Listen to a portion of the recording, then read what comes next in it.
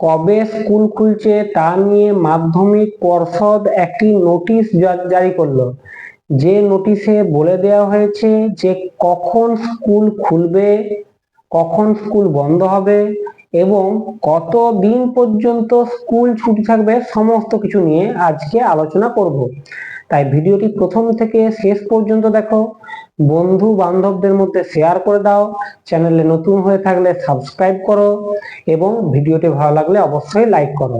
শুরু করা যাক। দেখো দেখো আমি স্ক্রিনের মধ্যে দেখিয়ে দিচ্ছি এই নোটিশটা, যে এই নোটিশটা জারি হয়েছে 8 তারিখে, যেখানে বলে দেওয়া হয়েছে যে মে মাসের 30 তারিখ পর্যন্ত, যেখানে বলে দেওয়া হয়েছে মে মাসের 30 তারিখ পর্যন্ত স্কুল ছুটি থাকবে। এবং অর্থাৎ এখানে কিন্তু পরিষ্কারভাবে এই কথাটাও বলে দেওয়া হয়েছে যে মে মাস পর্যন্ত ছুটি বাড়ানো হয়েছে।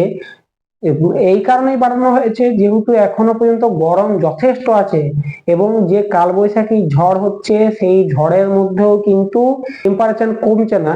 টেম্পারেচার না কমার জন্য স্কুলটা এতদিন পর্যন্ত ছুটি থাকছে।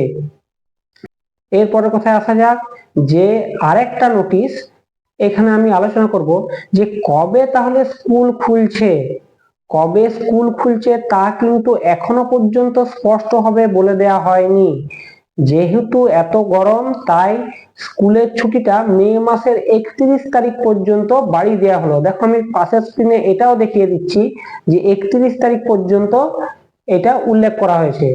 পরে যদি আরো বেশি গরম পড়ে সেক্ষেত্রে কিন্তু ছুটির পরিমাণ আরো বেশি বাড়বে।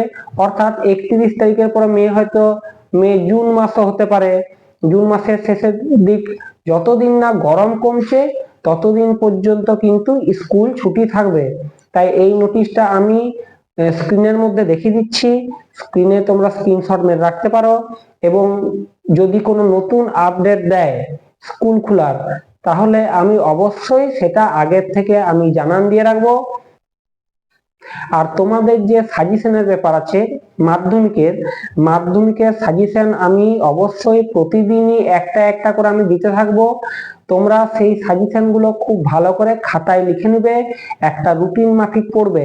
এই গ্রীষ্মের মধ্যেও কিন্তু নিজের পড়াটাকে জারি রাখতেই হবে, কোনো মতেই কিন্তু অবহেলা করা চলবে না। এই গ্রীষ্মের ছুটিটাই নিজেকে তৈরি হয়ে নিতে হবে সম্পূর্ণভাবে। এই সময়টা তুমি যদি দারুণভাবে কাজে লাগাতে পারো তাহলে নম্বর তোমার অবশ্যই বাড়বে এবং পরীক্ষায় তুমি সফলতা অবশ্যই অর্জন করবে। তাই এই গ্রীষ্মের ছুটিটাকে অবশ্যই কিন্তু কোনো দিকে নষ্ট না করে পড়ায় কাজে লাগাও।